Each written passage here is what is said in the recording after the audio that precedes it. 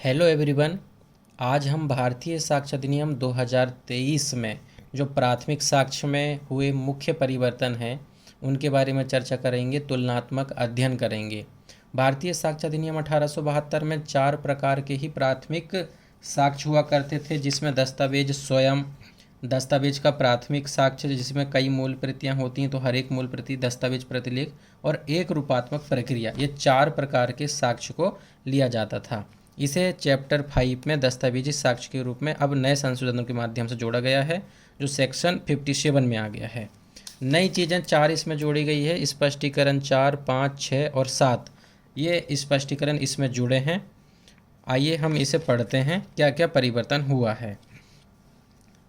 Chapter number 5, जो कि section 56 से लेकर 93 तक फैला हुआ है, प्राथमिक साक्ष्य की डेफिनेशन है, प्रोविज़न किए गए हैं 57 में। 57 में पहले के 4 पॉइंट तो सेम है। स्पष्टीकरण 4 से 5, 6, 7 यानी कि 4 चीज़ें अलग हैं। पहला है दस्तावेज स्वयं। दस्तावेज स्वयं का क्या अर्थ हुआ? मान लीजिए मैंने यहाँ पे लिखा हुआ है, ए ने बी से किसी प्रकार का एग्रीमेंट किया है। अब इसे प्रूव करना है, तो जो इन दोनों के बीच में एग्रीमेंट हुआ स्वयं वो डॉक्यूमेंट के रूप में आप प्रूव कर सकते हैं।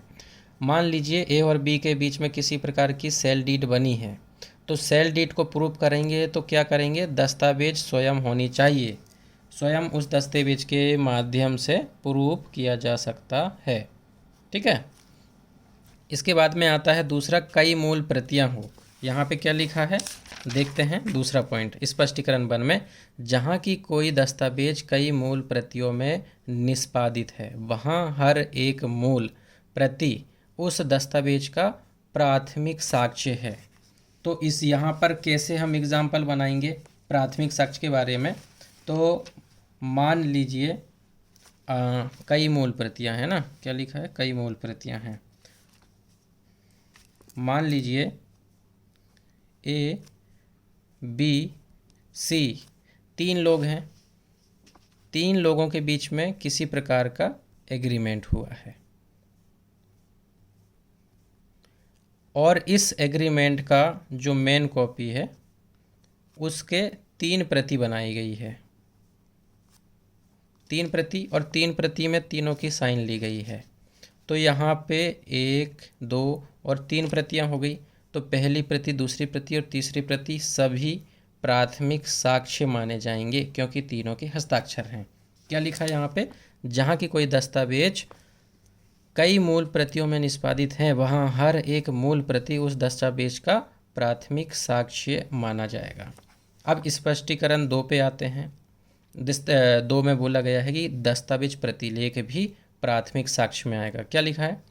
जहाँ की कोई दस्तावेज प्रतिलेख में निष्पादित है और हर एक प्रतिलेख पक्षकारों में से केवल एक पक्षकार या कुछ पक्षकारों द्वारा निष्पादित किया गया है, वहाँ हर एक प्रतिलेख उन पक्षकारों के विरुद्ध उन्होंने उसका निष्पादन किया है, प्राथमिक साक्ष्य माना जाएगा।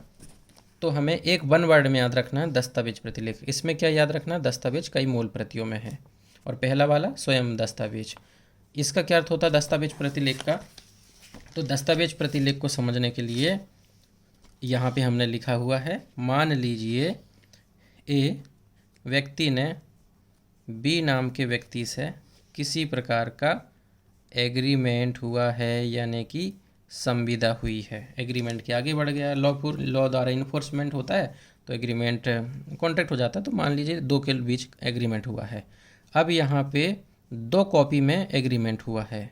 एक कॉपी ए ने बनाया और दूसरी कॉपी बी ने बनाया।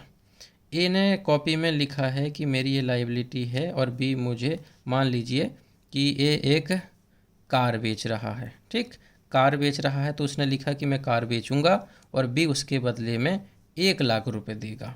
तो 1 लाख रुपए देगा, ये लिखने के बाद में यहाँ पे बी क्या करता है? साइन कर देता है। तो ए की लिखी हुई चीज़ पे बी ने साइन कर दिया, यानी कि अब बी के अगेंस्ट हो गया ये। बी ने भी ऐसे ही लिखा, क्या लिखा? कि मेरे द्वारा 1 लाख रुपए दिया जा रहा है, जिसके बदले में ए कार मुझे देगा। तो उसने सहमति जता दिया और ए नाम के व्यक्ति ने क्या किया? सिग्नेचर कर दिया। यहाँ पे 2 कॉपियाँ हैं एग्रीमेंट की। एक ए ने बनाया और एक बी ने बनाया। ए ने जो बनाया है वो बी के अगेंस्ट है, और बी ने जो डॉक्यूमेंट बनाया है, साइन किसने किया बी में, ए ने, तो जिसने साइन किया उसी के अगेंस्ट में वो हो जाता है। तो इसे क्या बोलेंगे, दस्तावेज प्रतिलेखी, यानी कि काउंटर पर इस्तेमाल हो जाएगा। ये हमारा हो चुका है दूसरा स्पष्टीकरण। तीसरा में क्या लिखा है, एक रूपात्मक प्रक्रिया जहाँ की अनेक दस्तावेज प्रक्रिया द्वारा बनाई गई है, जैसा कि मुद्रण, शिला मुद्रण, फोटो चित्रण। इनसे क्या अर्थ हुआ, शिला यानी कि किसी पत्थर या किसी जगह पे कोई चीज़ बनी हुई है तो वो शिला मुद्रण में आ गया। या फोटो चित्रण में अर्थात चित्र है, फोटो है, तो ये सभी चीज़ें क्या होंगी, एक रूपात्मक प्रक्रिया द्वारा बनाई गई है, जैसा कि मुद्रा, शिला मुद्रण या फोटो चित्रण है। वहाँ उनमें से हर एक शेष सबकी अंतर्वस्तु का प्राथमिक साक्ष्य माना जाएगा। एक रूपात्मक प्रक्रिया को इंग्लिश में बोला जाता है यूनिफॉर्म प्रोसेस। अब यूनिफॉर्म प्रोसेस का क्या अर्थ होगा, आइए उसे भी समझते हैं हम।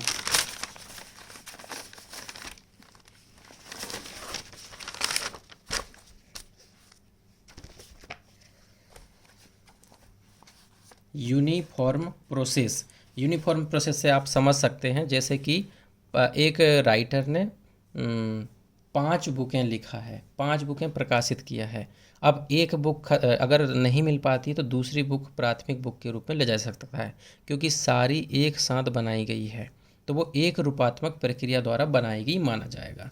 तो ये भी प्राथमिक साक्ष्य होगी। जैसे 5 बुक है, एक बुक गुम जाती तो दूसरी बुक भी उसकी जगह पे प्राथमिक साक्ष्य के रूप में कार्य करेगी और प्राथमिक साक्ष्य कहलाएंगी। ठीक है। उसके बाद चौथा आता है, चौथा, पाँचवा, छठा और सातवां। इसे हम समझते हैं तो इलेक्ट्रॉनिक और डिजिटल अभिलेख के बारे में प्रोविज़न किया गया है, और इसे भी प्राथमिक साक्ष्य के रूप में बना दिया गया है। इलेक्ट्रॉनिक और डिजिटल अभिलेख से तात्पर्य होता है कि मोबाइल या कंप्यूटर के माध्यम से कोई चीज़ डाली गई है या उस पर बनाई गई है, तो उसका क्या वैल्यू होगी, इसके बारे में अब प्रोविज़न कर दिया गया है। तो यहाँ पे 4 चीज़ें हैं।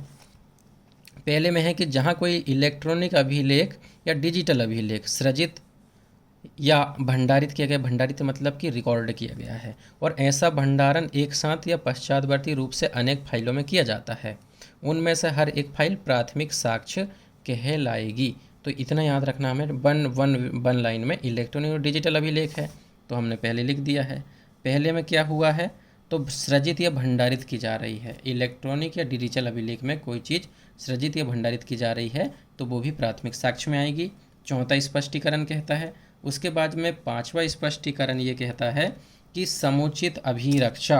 यहाँ पे सबसे महत्वपूर्ण क्या है, अभिरक्षा वर्ड सबसे महत्वपूर्ण है। अभिरक्षा से प्रस्तुत की गई कोई भी जो डॉक्यूमेंट है जो इलेक्ट्रॉनिक या डिजिटल हो तो उसे प्राथमिक साक्ष्य माना जाएगा। अगला छठवा में आता है। छठवा में क्या लिखा है, जहाँ किसी वीडियो रिकॉर्डिंग को इलेक्ट्रॉनिक प्रारूप में एक साथ भंडारित किया जाता है और किसी अन्य व्यक्ति को पारित या प्रसारित या अंतरित किया जाता है। ये वीडियो वाला आ गया। अभी तक इलेक्ट्रॉनिक और डिजिटल अभिलेख को भंडारित करना और समुचित अभिरक्षा में करना ये था। छठा में क्या हो गया है, वीडियो रिकॉर्डिंग। किसी ने वीडियो बनाया और उसे बनाने के बाद में किसी व्यक्ति को भेज दिया, ट्रांसफ़र कर दिया या फिर उसका प्रसारित कर दिया, प्रसारण हो गया, तो ये सब क्या हो जाएगा, भंडारण प्राथमिक साक्ष्य के रूप में आ जाएगा। ये 3 हमारे हो चुके हैं। लास्ट वाला स्पष्टीकरण है 7, जहाँ किसी इलेक्ट्रॉनिक या डिजिटल अभिलेख को किसी कंप्यूटर संसाधन में एक से अधिक भंडारण स्थान में भंडारित किया जाता है, ऐसा प्रत्येक स्वचालित भंडारण जिसके अंतर्गत अस्थायी फाइलें में प्राथमिक साक्ष्य है। यहाँ पे क्या याद रखना है, प्री में आ सकता है अस्थायी फाइलें भंडारित की गई हैं वो भी प्राथमिक साक्ष्य में आएंगी। ये महत्वपूर्ण है।